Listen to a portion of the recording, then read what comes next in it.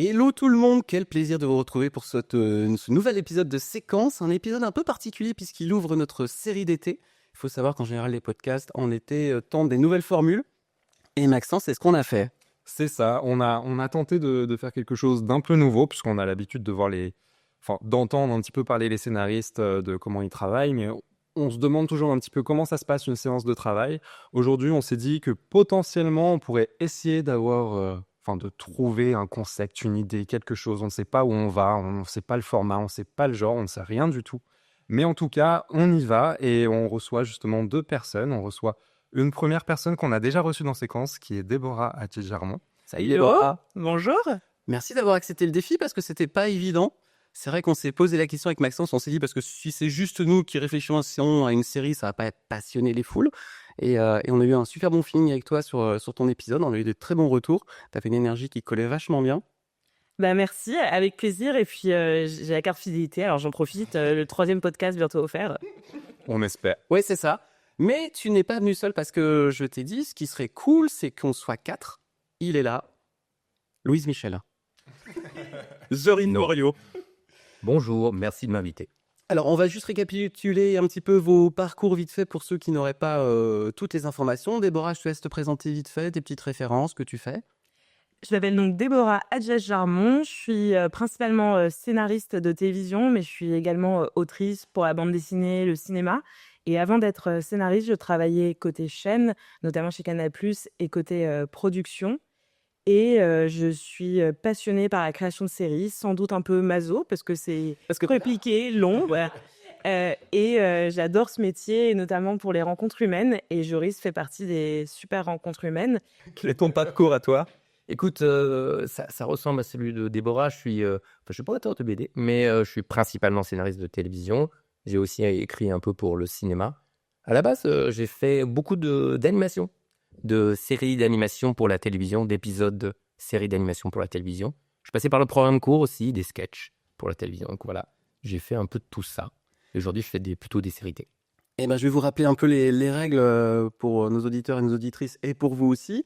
Grosso modo, on va rien vous cacher. On n'a pas discuté en amont du projet de série qui devrait sortir, on espère, d'ici 2 ou 3 heures d'enregistrement. Vous allez l'écouter au fur et à mesure de l'été en 4 épisodes. S'il y en a qui vont aux toilettes, on coupe pas, comme ça vous entendez encore les autres discuter. Dire du mal dans le dos et quand tu réécoutes Mais c'est ça qui va être tellement bon. Et donc on ne s'est pas sollicité, on ne sait pas du tout ce qui va sortir, on ne sait pas si on fait un unitaire, on ne sait pas si on fait une série en 6 fois, 4 fois 52, on ne sait pas pour quel diffuseur c'est, on ne sait même pas quel genre on va aborder. Et il faut savoir que du coup, c'est vraiment une première. On se rend compte en plus physiquement pour la première fois entre nous, Maxence non, parce qu'on travaille ensemble depuis quand même quelques années maintenant. Vous avez un genre de prédilection déjà à la base ? Déborah. Alors ça va paraître très surprenant, mais j'aime soit le thriller assez dark, psychologique, soit de la comédie très décalée, donc le grand écart total. Mais honnêtement, tout m'intéresse. L'exercice en plus peut être fun, peu importe le genre choisi. Et toi, Joris ? Écoute, le problème, c'est que ouais, je suis assez éclectique aussi et qu'il y a beaucoup de choses qui me plaisent. Après, j'ai un petit attrait pour la comédie / dramédie. Donc, comédie dramatique, comme on disait avant. Donc, c'est quelque chose qui me plaît quand c'est humain et un peu marrant quand même. Mais oui, c'est des genres particuliers comme le thriller, comme le fantastique pourrait me plaire, des choses comme ça, quoi. Mais oui, je suis très ouvert aux genres. Est-ce qu'on attaque ? Est-ce que le fantastique, c'est pas un genre qui est en télé et on a tous un peu du mal à quand même à les placer, voilà. C'est pour ça que j'ai fait de la BD, hein. C'est pour pouvoir recycler toutes mes envies et mes idées de genre. Mais effectivement, c'est un genre compliqué. On est d'accord. Elle est très très forte. C'est le tri sélectif, mais aussi, c'est important. Quand je ne sais pas, je demande à Déborah. Mais quand le gouvernement français ne sait pas, il demande à Déborah. Maxence, toi, tu as des genres de prédilection ? Des genres de prédictions. En général, ça va être assez drame psychologique avec une touche de spirituel ou alors beaucoup de spirituel. J'aime beaucoup tout ce qui va être de l'ordre de la science-fiction, quantique, ce genre de choses-là. Et quand on se dirige un peu plus vers la comédie, de façon générale, ça va être soit du mockumentary, soit un truc un peu la comédie noire un peu sarcastique. Et pour ma part, parce que les regards sont clairement, voilà.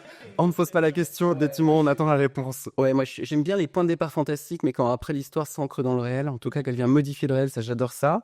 Comédie aussi, mais alors comédie très à l'anglaise, donc c'est forcément toujours un petit peu difficile à placer.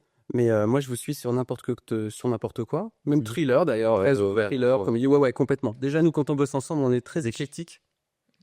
D'ailleurs on nous le dit, vous aimez les éclectiques, un peu trop parfois. Bon, on rentre dans le cœur du truc, on fait quoi?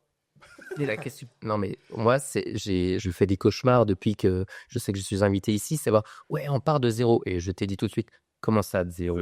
T'es fou? Et c'est vrai que plus la tâche est blanche, plus elle est difficile à remplir parce que pas de contraintes tue entre guillemets la créativité. On ne sait pas par où commencer, donc il faudrait limite qu'on fasse une sorte de tour de table où chacun donne peut-être une contrainte et qu'à partir de ces contraintes, on puisse avoir peut-être un cadre un peu plus défini. Et on peut peut-être aussi fonctionner par veto. Moi, par exemple, le genre que je n'aime pas trop, c'est l'historique. Bon, comment on fait? Non, pas du tout, ça me gêne pas.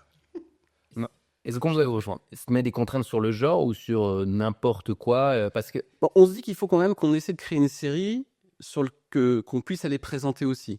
Donc, est-ce que on prend en compte aussi les diffuseurs? On sait que TF1, par exemple, ne fait quasiment pas de fantastique et que c'est même presque rédhibitoire. de manière générale, bon, je dirais qu'il faut prendre compte du pays. On est en France, effectivement, je l'ai entendu plusieurs fois. Le fantastique à la française, les spectateurs ont un a priori, bla, bla, bla. On est d'accord, on n'est pas d'accord, mais c'est vrai qu'il y a cet a priori, jusqu'au moment où il y a un projet qui prouve le contraire, est là. Donc oui, je suis d'accord pour pas se tirer une balle dans le pied avec soit des choses qu'on n'aime pas, l'historique. Mais qui doit c'est aussi un nom. On en a une qui était en lecture chez Canal. Ils nous ont dit, ouais, le truc est top, mais c'est l'historique et c'est pas le moment. Après, il y en a qui se ouais. Ouais, ça, là, est vraiment, c'est pas les nôtres, à cher, mais voilà, il y a des exemples, et multiples exemples sur d'historiques qui se réalisent et qui sont passés ou vont passer. Donc on pourrait le faire si on voulait, mais non, je veux pas, parce que Déborah me prend ses sons. J'allais dire une bêtise, j'allais dire, et si on faisait la série la plus dure à vendre pour se donner un challenge, c'est-à-dire une dramédie historique, muette. Avec un élément fantastique. Je dis souvent qu'on est masochiste des scénaristes parce que voilà, c'est quand même tellement dur et qu'on passe par les phases de on est géniaux, on est nuls, on est géniaux. Et parfois de manière très rapprochée, dans la même journée. C'est. Toi, t'as des vétos en plus, toi, Joris? Non, j'ai du mal à. J'ai des choses qui vont me parler, des choses qui vont pas me parler. Pour ce qui est de la réflexion sur le genre, j'avoue que ça me semble un peu abstrait. Je veux dire, pourquoi pas, mais en fait, c'est plutôt un point de départ en disant tiens, et ça serait marrant si. Ah, ça serait quel genre? Voilà. Ouais, dans les vétos, moi j'aurais tendance à dire tout ce qui est guerre et drogue. Ça va être vraiment le genre en fait. Tu veux pas de drogue? Ouais, j'ai du mal à accrocher quand c'est tout, genre les cartels, ce genre de choses-là. On peut... C'est à cause des bad trips que t'as lu précédemment. Oh non, Il est vacciné. C'est marrant, moi aussi, en fait. Sans l'expliquer, je comprends. Si tu prends, par exemple, un chef de gang qui veut devenir femme, ça, voilà, il y a de la drogue et tout, mais après tu le repères, mais tu comme les Miscales, je sais pas si ça a été fait. Opinion impopulaire, j'ai beaucoup de mal avec un Breaking Bad, par exemple. À rentrer dedans, en fait. J'ai du mal avec tout cette affaire-là. La moitié des auditeurs, Je sais pas, mais voilà, c'est pour ça qu'il vient de dire opinion impopulaire. En secours. Quand les choses sont extrêmement bien faites, je trouve que c'est pas. Alors, pas vrai. si on va sur cette route, je suis pas la plus grande fan de Pulp Fiction, même si j'aime bien Tarantino. Voilà, je le dis, c'est pas mon préféré chez Tarantino. Je n'aime pas Tarantino. Bon, Parce qu'on m'a fait du. Non, bah j'ai une telle baffe en voyant Reservoir Dogs, je me souviens, je garde cette émotion, et donc après tout ce qu'il peut faire après, comme je garde l'émotion de la première fois, et même si Pulp Fiction, je l'aime bien, mais effectivement c'est pas forcément mon préféré dans ce qu'il a fait. Est-ce qu'on part sur... est-ce qu'on se dit... Est-ce que c'est une série? Est-ce que vous le sentez en série? Est-ce que vous êtes plus esprit unitaire Franchement, je sais pas je te vois acquiescer. Alors, moi, j'avoue, et c'est sans doute pas forcément une bonne habitude, mais j'ai souvent l'habitude de penser à un concept de façon sérielle, quitte à ensuite rétro-pédaler. Ouais. Mais je pense que c'est un peu ma zone de confort. Ok. Mais après, voilà, ça m'est arrivé récemment, il y a quelques années, d'avoir un concept de série qui finalement est devenu un film de cinéma qui est aujourd'hui en développement. Donc, je suis sans doute pas la meilleure personne pour répondre parce que j'allais dire série à chaque fois. On a le droit de citer des tas d'auteurs et tout, ou soit t'es vraiment genre, oh, t'as le droit avec ton name dropping. Non, mais j'en peux pas. Mais arrête. Ok, je me taperai sur les doigts moi-même. Je peux le faire, je suis à côté. Fais-le, s'il te plaît. Les auteurs sont maso. Évidemment, un truc largement cité, mais je trouve qu'il m'a parlé, c'est Stephen King dans Mémoire d'un métier. Il fait l'image des fossiles, et quand je l'ai lu ça, je fais ah bah oui, c'est ça. Quand on a une idée, on sépare la taille du fossile. On est là juste avec son petit pinceau, le fossile est enterré, et tu es en train de passer ton pinceau sur l'idée pour chasser la poussière et découvrir toute l'idée. Et à la fin, tu fais ah, mais en fait, ça faisait 90 minutes. Ah bah c'est plutôt un film, un inter. Et j'ai ah oulala, mais dis donc, il grand ce fossile. C'est sérieux, sinon, c'est comme ça que je le vois. Je peux réfléchir avec contrainte, dire ok, on a réfléchi sur une série, mais quand c'est libre comme ça, après si vous dites non, mettez-moi cette contrainte, je vous suis, c'est votre podcast. Mais sinon, moi je serais plutôt genre à dire voilà, c'est quoi l'idée? Oui. Alors, peut-être là, j'ai une idée de contrainte. On va voir si ça plaît à tout le monde.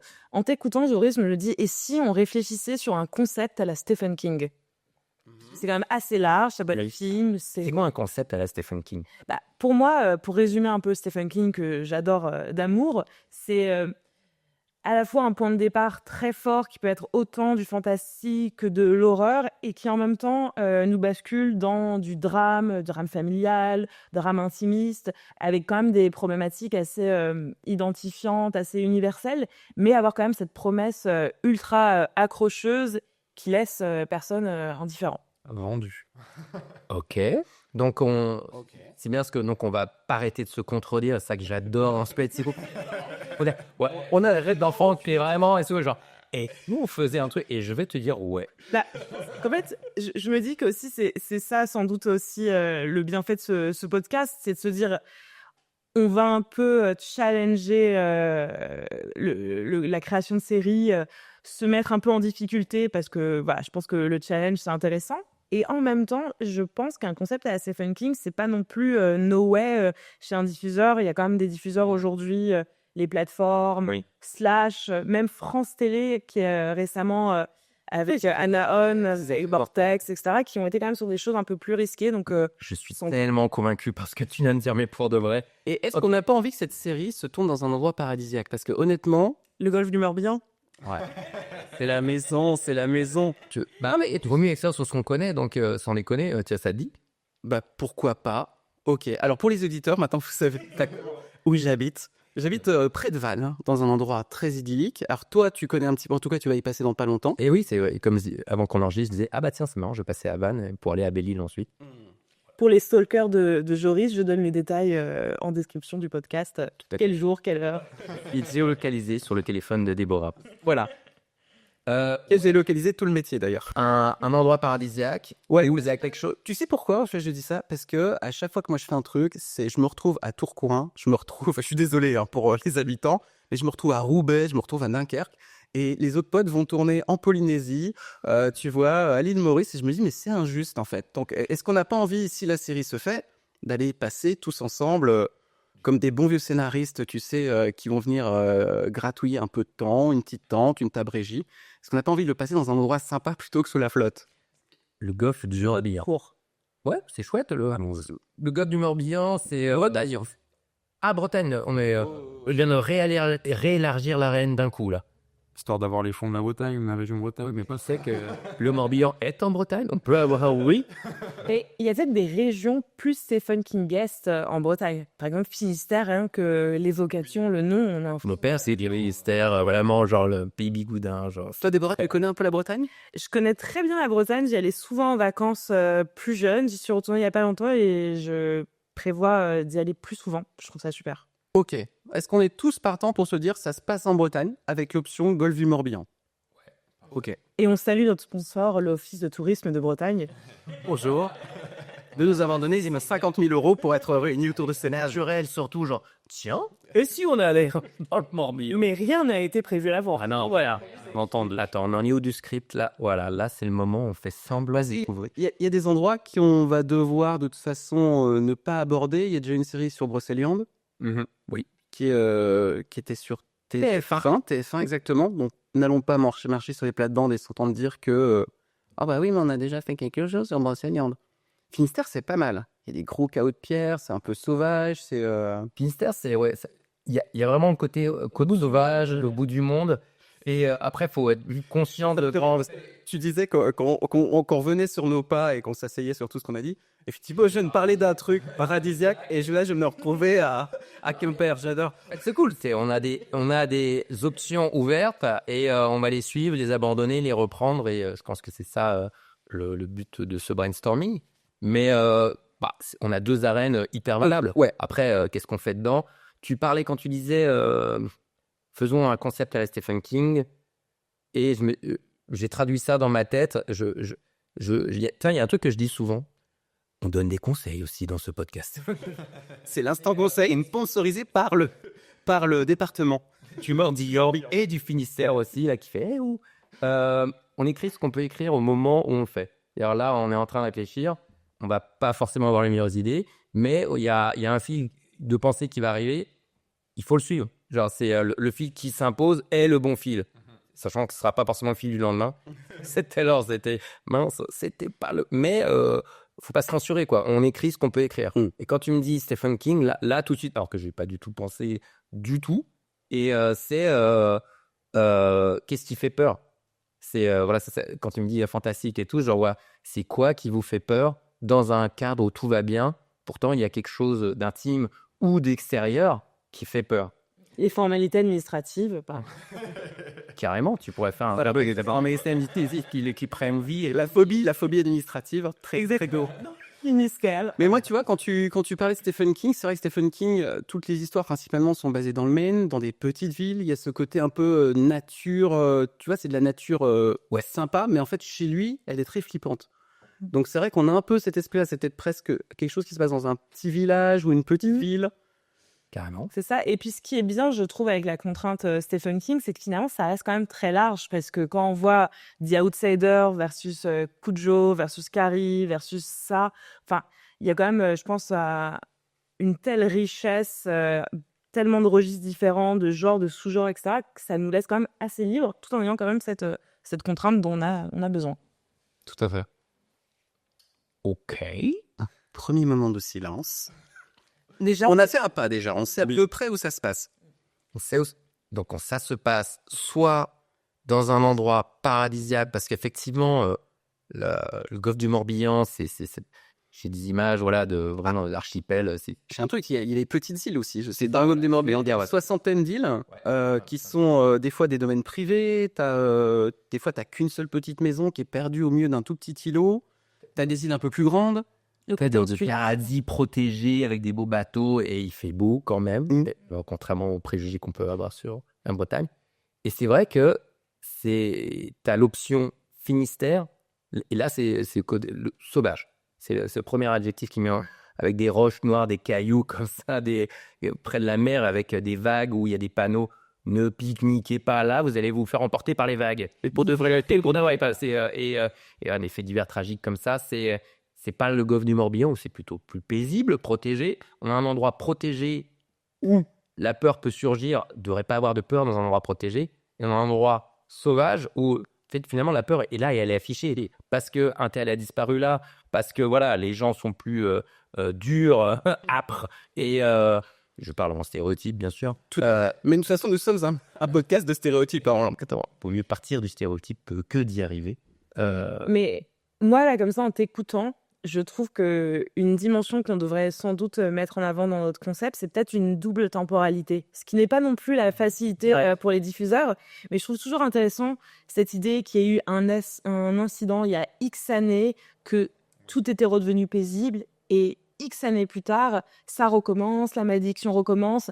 Un petit côté ça, quand on évoque Stephen King, comme ça on peut avoir le meilleur des deux mondes, c'est-à-dire à la fois laisser planer une tension, l'horreur, se dire il y a eu tel drame qui a finalement secoué la communauté posée, établie, soudée, et en même temps, des années plus tard, le malheur revient. Qu'est-ce qui s'est passé? Est-ce qu'on va à nouveau basculer dans le drame? Je pense que la double temporalité peut nous aider à vraiment allier ces deux choses. Tu es assez à l'aise avec ça en plus. C'est quelque chose que tu as. Ça que c'est. C'est quelque chose que j'aime beaucoup, mais que ça soit aussi bien double temporalité, mais genre probablement un événement qui suit un personnage plus qu'un lieu, ça peut bien marcher aussi. C'est-à-dire qu'on pourrait très bien aller dans un personnage. Enfin, il s'est passé quelque chose à tel endroit et on revient et finalement, ce problème-là suit le personnage un petit peu comme une possession, quelque chose, une entité qui le suivrait, peu importe quel est cet événement. C'est intéressant parce que chez King, tu as souvent ça. Tu as souvent le personnage mystérieux qui arrive dans un endroit et qui perturbe aussi un peu tout, quoi. En fait, on va carrément piquer un script de Stephen King et puis voilà, on est tranquillou, quoi. Finalement, c'est Il nous faut du sang pour faire comme dans Carrie, un chien comme dans Cujo, une voiture comme dans Christine. Et J'ai un bon clown. Voilà, exactement. je crois qu'on s'était dit avant qu'on avait le droit de dire des grosses conneries. Bien Enfin, tu vois, des grosses conneries. Ok, bon, donc je vais libérer tous les sales images, les seules images bêtes qui me passent par la tête. Quand on dit oui, un environnement perturbé par l'arrivée de quelque chose d'extérieur. Et je pense au Finistère, et je pense à ces dernières années, au tas de touristes qui sont arrivés et qui n'étaient pas là avant. Parce que donc mon père habite là-bas depuis des années. Et j'y vais en vacances chaque été, quoi. Et il y a quelques années, il n'y avait personne. Vraiment, les parkings étaient vides et c'était le bonheur, cet endroit protégé, au bout de la Bretagne. Maintenant, c'est blindé. C'est blindé de gens de Paris aussi, mais pas des gens de toute la France qui viennent profiter de ça. Et ça fait vraiment une invasion, un peu que de zombies touristiques qui arrivent là. Genre, l'élément perturbateur, c'est le touriste. Ouais, et pour rebondir là-dessus, alors là, attention, hein. C'est vraiment région Bretagne sponsorise.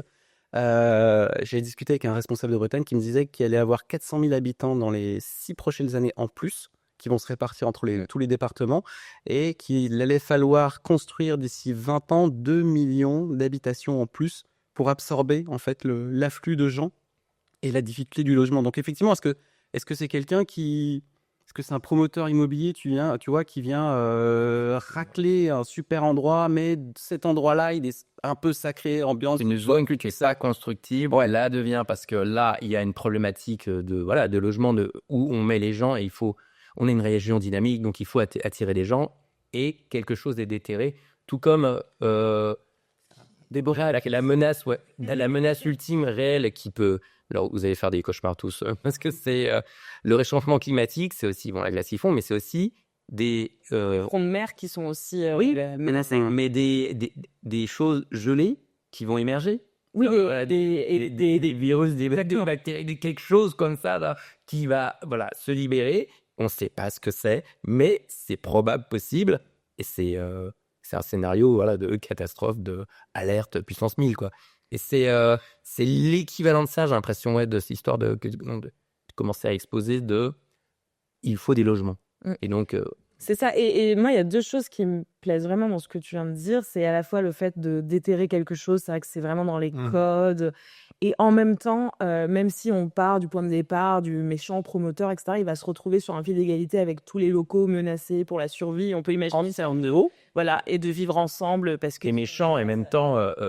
tous les méchants sont héros de leur propre histoire, donc évidemment, il fait ça, il n'est pas méchant, en fait. C'est ça. Il poursuit le même objectif. Et l'idée du virus, je trouve qu'elle est intéressante, surtout si on arrive à trouver une originalité dans la manière qu'a ce virus de se transmettre et comment il affecte les gens, de ne pas être sur un énième zombie.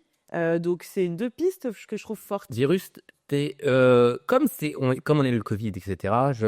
Oui, maintenant c'est intégré chez le directeur de chaîne. Avant, quand tu faisais une menace un peu mondiale qui changeait tout, les gens disaient c'est pas crédible. Et heureusement, la réalité est là pour nous aider. Alors, je vais faire le directeur de chaîne. Bonjour, Boris Morio, vous êtes directeur de chaîne? Exactement, j'ai une énorme chaîne.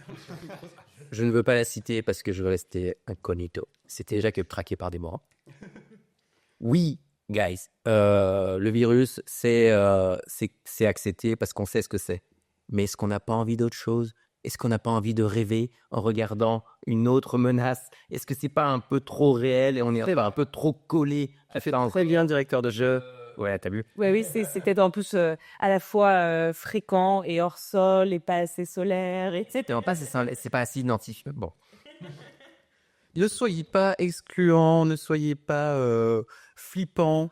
On doit se battre. Directeur veut du positif. Il On veut se moque, mais on les aime beaucoup. tout à fait. Directeurs et directrices de chaîne on vous adore.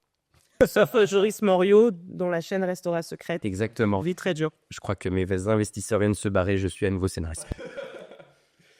Ok, donc on est on est en Bretagne. On ne sait pas si on est en Finistère ou Golfe-du-Morbihan, mais ça a l'air de se dessiner sur le Finistère. Je résume pour si vous nous écoutez. J'espère que vous nous écoutez. Comme pas tous. Sauf les champs de Roubaix et Tourcoing qu'on a un peu aliénés. C'est ça qui est génial quand on est plusieurs cerveaux, c'est que tu découvres le truc. C'est rare de se poser sur le Finistère. Ah bon, ok. T'as raison, mais en plus, ouais, bah oui. Bon, déjà, on a une sorte de petite prémisse du personnage qui serait notre promoteur immobilier.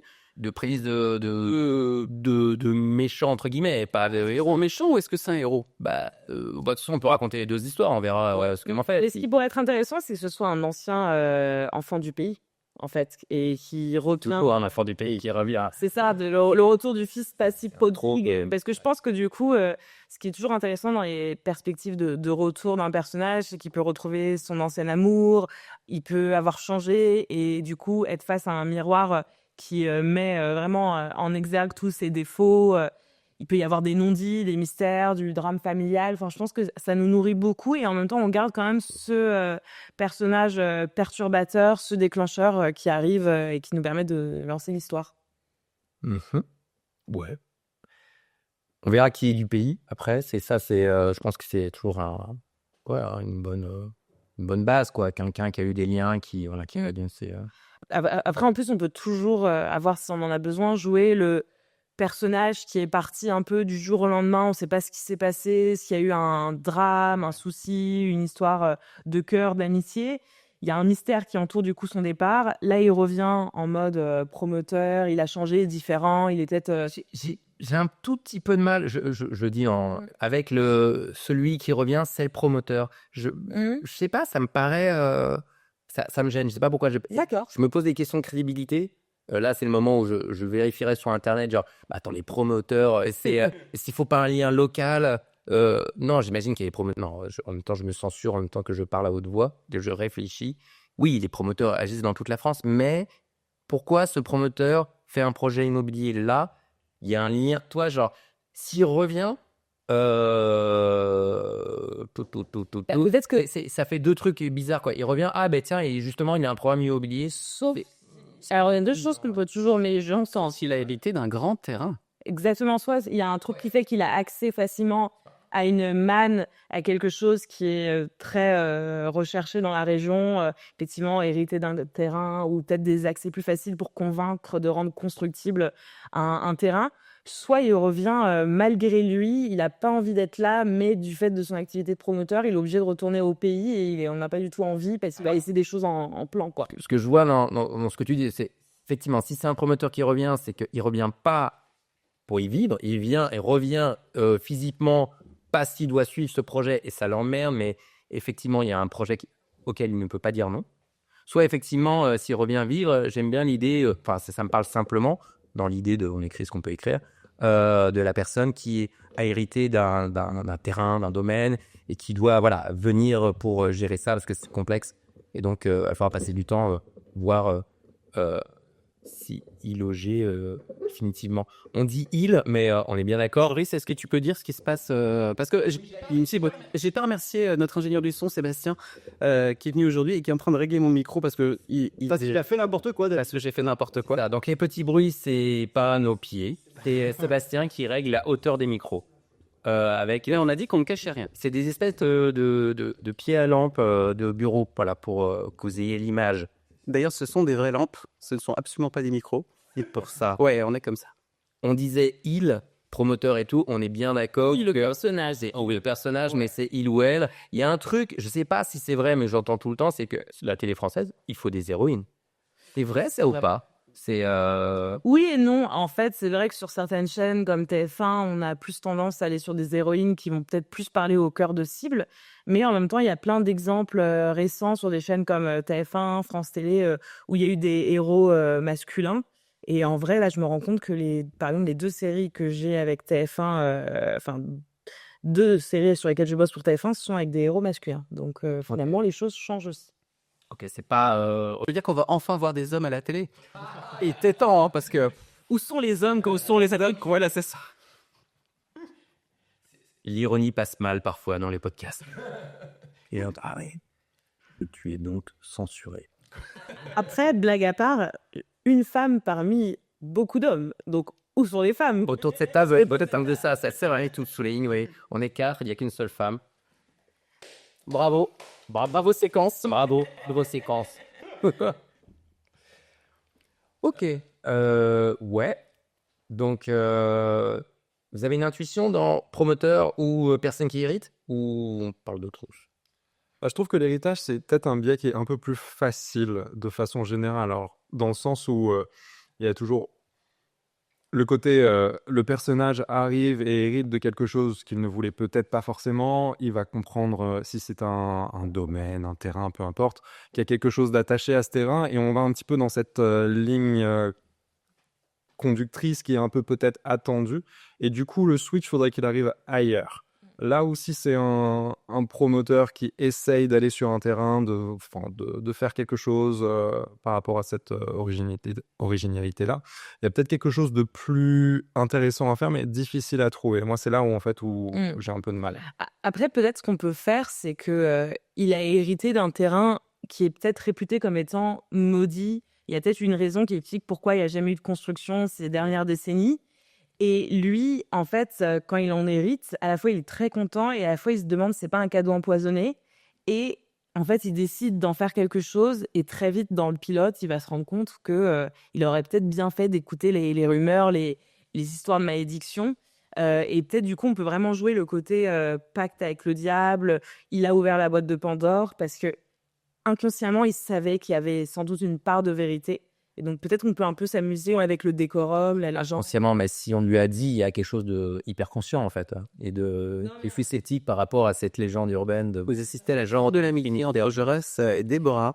Non, mais effectivement, et puis il y a un petit côté pacte faustien où en fait, par cupidité, pour l'appât du gain, en fait, il décide d'aller quand même à l'encontre de tout ce qu'on lui a dit, de toutes les Par le promoteur ou de l'héritier? du promoteur qui pourrait être l'héritier, par exemple. Alors moi, il y a un truc, j'ai visité une maison qui était à vendre, qui était beaucoup trop chère pour que je l'achète.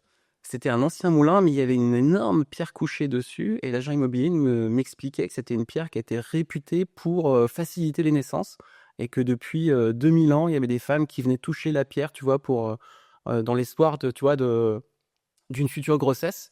Alors je me dis, est-ce qu'il n'y a pas, tu vois, un truc comme ça, de la découverte de l'objet un peu magique, qui a l'air d'être une aubaine au départ, et qui finalement...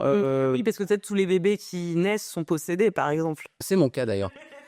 Attends, on peut faire une petite parenthèse, mais souvent, il y a des détails qui m'accrochent, je ne sais pas pourquoi, et c'est qu'il faut qu'on en parle. Tu visites une maison avec une pierre couchée, Ouais. visitée par plein de femmes qui veulent tomber enceintes. Donc ça veut dire que si tu l'achètes, Enfin, plein de femmes vont dérouler chez toi. Alors, la propriété était privée, mais c'était l'histoire de cette pierre-là, une grosse pierre couchée sur laquelle tu avais même des pinces de main. Ou pas? Alors, Des femmes à le faire. alors, comme j'ai pas acheté la maison, oui, mais que moi, c'était le but, c'est qu'il y ait beaucoup de femmes, tu vois, qui jouaient, et en fait, ça ne fait pas. Ah, ça m'étonne que l'agent immobilier te raconte ça. C'est comme dire, ah oui, au fait, là, il y a une autoroute qui va passer. C'est un ancien moulin, il y avait une petite rivière, tu avais l'ancien moulin maison d'un côté, et de l'autre côté, tu avais t'as l'amas de roches. Des filets de gens chez toi, qui veut ça? Ben, sauf si tu les fais payer 150 € l'entrée. Franchement, moi, je vois l'opportunité. Non, ils sont prêts à payer 5 € peut-être. Non, mais ça t'a pas refroidi? Non, enfin, le prix, ça le produit, mais soit très honnêtement. Et c'était très humide en plus. Alors ça me fait penser à cet esprit Stephen King. C'est un ancien moulin, donc c'est forcément en Bretagne. C'est dans tu vois, un petit vallon. T'as quasiment pas la lumière, donc. Et c'était assez étonnant de voir cette énorme roche, tu vois. Et l'agent nous a dit ça comme si c'était un argument de vente. Alors que c'était pas à vendre la maison, mais c'est ça, c'était agent, quoi. Eh ben écoute, elle était enceinte, ça avait dû marcher. Mais cela dit, ça pourrait être une bonne idée justement d'avoir cet élément qui ramène plein de gens dans la propriété privée de quelqu'un. Et c'est les gens qui deviennent la menace. Peut-être parce que, disons, quelque chose qui ne vont pas, mais la menace viendrait en fait d'un élément qui est sur la propriété, qui ramène des gens et la personne qui se sent envahie et qui revient à ce que tu disais avec le tourisme Et c'est pas mal parce qu'on avait discuté avec je ne sais plus quel intervenant de séquence qui est qui est un podcast tellement reconnu que tout le monde y est passé, ou y va y passer. Mais il y avait je crois on nous avait dit que ce qui était intéressant pour France TV ou TF1, c'était l'histoire qui pouvait arriver à ton voisin, en fait. Tu vois, c'est-à-dire qu'il y a cet ancrage-là, c'est finalement, le personnage principal, c'est pas un surhomme ou une surfemme, c'est ton voisin qui va vivre une histoire extraordinaire. Alors peut-être qu'effectivement, est-ce que du coup, du jour au lendemain, tu te retrouves avec ce type d'objet un peu magique chez toi, et d'un coup, tu vois débarquer plein de gens, et Bah, moi j'aime bien aussi effectivement cette idée d'invasion entre guillemets dans l'intimité. Il y avait un home invasion, tu sais, mais avec Exactement. plein de monde, quoi, à l'extérieur de la maison. il y avait un peu ça, je trouve, dans une série qui avait ses défauts et ses qualités, The Watcher de Ryan Murphy, où il y avait la maison, il y avait des mystères, il y avait des infiltrations, des gens qui faisaient des va-et-vient. C'est vrai que c'est hyper identifiant quand on est chez soi, on a envie d'être dans un cocon, donc on a peur du monde extérieur. Oui, ça va me faire penser au film Mother aussi avec Jennifer Lawrence, qui est, enfin, pour le coup, qui est cette invasion dans son domaine, donc qui représente la mère nature et comment on en prend soin. Et Mais là, j'ai une scène en tête, je pense que c'est très bizarre ce que je vais vous raconter, mais on pourrait imaginer que un personnage, une famille achète une maison et on leur parle d'une pierre mystérieuse qui aurait tel ou tel bienfait. Et d'un coup, plein de gens viennent comme des zombies en pèlerinage devant la pierre et on ne sait pas qu'est-ce que cache la pierre et pourquoi les gens sont dans des états seconds. Et en fait, ça pourrait être juste le début, juste le commencement de quelque chose de plus grand. En fait, que ça finalement fasse vraiment venir des gens qui étaient normaux et qui d'un coup sont comme appelés par le pouvoir de la pierre. Parce qu'il y a aussi un autre truc, là, je vais parler 36-15 ma vie, mais je suis souvent sur TikTok et je suis les gens qui filment chez eux en train de faire de la réno. Et je sais plus quel compte, les gars ont une grosse pelleteuse, ils sont en train de défoncer une partie du terrain et ils trouvent carrément des anciennes caves, tu sais, avec des anciens fours à pain, des tiares vivantes. Ouais. Alors est-ce que c'est ça? Est-ce que tu vois, est-ce que c'est quelqu'un qui revient, peut-être qu'il hérite d'une maison familiale et puis il était parti depuis longtemps, il revient et puis en faisant ses travaux, il trouve cet objet-là où il remet à jour cette pierre. Plein d'images de comédie quand tu disais genre des gens qui se transforment en zombies. Vraiment, mais ce qui est, on a le droit de changer d'avis, de basculer dans la comédie. Mais tout à fait, parce que je pense qu'on se ferme pas du tout là. Ça se trouve, dans une heure, chers auditeurs et chères auditrices, nous serons carrément sur un autre projet. Un dieu qui se passe à Vaubel, Benjamin Franklin à Roubaix. Voilà, exactement. Effectivement. Mais en tout cas, moi, petite parenthèse, j'adore aussi voir des vidéos de réno et c'est vrai que c'est assez identifié. J'aime le côté passion réno et le côté mystérieux de se dire bon, ok, on se remonte les manches, on y va, etc. On enlève tel vieux parquet, on creuse le jardin et là, on trouve un truc. Il y a quelque chose de très satisfaisant dans ça, je trouve. Et si cet objet... Alors, je continue à dire un objet magique parce que je sais pas où il est, machin, mais en général, il sert aux autres, mais est-ce qu'il servirait pas aux propriétaires? Est-ce que ça te donne, je sais pas, une sorte d'ascendant sur la personne qui a touché la pierre? En fait, tu vois, au départ, on pense que c'est... typiquement, comme je le disais, est-ce que c'est pour la fertilité? Est-ce que c'est pour te porter chance? Mais en vrai, le propriétaire commence à se rendre compte qu'il a une certaine... Comme s'il arrivait à contrôler ou, tu vois, ou envoyer des pensées, tu vois, à la personne ou aux personnes qui ont touché la pierre, en fait. C'est un peu l'esprit tu sais, comme les fourmis, en fait. Tu sais, une sorte de... Et en t'écoutant, là, ça me fait penser à quelque chose. Peut-être qu'il faudrait qu'il y ait une sorte d'action qui a besoin de s'équilibrer. Ça me fait penser à la nouvelle de The Box qui avait été adaptée en film avec Cameron Diaz et James Marsden. En fait, est-ce que, par exemple, si le propriétaire utilise le pouvoir de la pierre et ça lui fait du bien, je dis n'importe quoi, ça guérit sa mère qui est malade, est-ce que de l'autre côté, ça tue pas quelqu'un d'autre dans la communauté? Est-ce qu'il n'y a pas besoin d'équilibrer? Sauve une vie, on en tue une autre. Exactement, exactement. Est-ce qu'il n'y a pas un truc comme ça à trouver qui ferait qu'au début, on a un héros ultra heureux qui se dit, en fait, ça y est, j'ai résolu mes problèmes, qui ensuite se rend compte du danger de la pierre. En plus, ça pourrait être quelqu'un qu'il connaissait dans la communauté, dans le village, qui a été la première victime. Et il a peur qu'on découvre en fait le pouvoir de la pierre parce qu'elle est lourde en conséquences. Parce que je trouve que c'est vrai que ce qui est super important dans tout type, je pense, de fiction, c'est la question de conflit, de dilemme. Donc, il faut qu'on trouve quelque chose de non, vraiment d'accord. Conflit, enjeu, dilemme, oui. Puis quelque part, ça fait écho à des choses, on le voit sur les pèlerinages, tu vois, sur les lieux de culte, tu vois, les lieux d'apparition mariale ou ce genre de choses. T'as quelque chose qui apparaît à un endroit et les gens, même 100 ou 200 ans après, continuent à aller sur ce lieu-là en espérant le miracle. Donc finalement, je pense qu'on est dans quelque chose qui est acceptable par le grand public. D'accord. C'est Du spirituel. coup, je réfléchis en même temps. Soit c'est magique et tu vois l'effet comme une baguette magique. Tu veux que tu gagnes au loto. Ah, tu gagnes au loto. Mais bon, effectivement, quelqu'un est ruiné parce que rien ne se perd, rien ne se... Soit et je voulais parler de ça, je sais pas si c'est Ouais, une... j'aime bien cette piste-là en tout cas. C'est-à-dire que même pas, c'est un contre, l'équilibre de la balance de la justice, mais selon la demande que tu fais à la pierre peut-être. Il y a un côté évident, dans le bon sens du terme, mais je voulais aussi me parler de l'autre truc qui me passe par la tête, c'est qu'est-ce qui se passe si tu as une pierre qui est magique, tu fais le bœuf, tu sais qu'il y aura une conséquence négative que tu vois, mais le positif, mais plus de temps à arriver. Et il y a un truc de croyance. C'est parce que Lourdes, c'est ça, c'est les gens qui croient et tu as un miracle référencé pour des millions de personnes qui sont venues. Donc, et pourtant, les gens continuent à croire et, voilà, et à prévoir du temps, de l'argent, de l'énergie pour venir, pour espérer un miracle. Et là, qu'est-ce qui se passe si tu dis non, mais le miracle, la chose positive va arriver, mais les malheurs s'accumulent. Et c'est comme un joueur de casino qui dit je vais me refaire, je suis allé trop loin, j'ai semé trop de malheurs pour pas avoir ce bonheur. Il n'y a pas un truc à raconter là?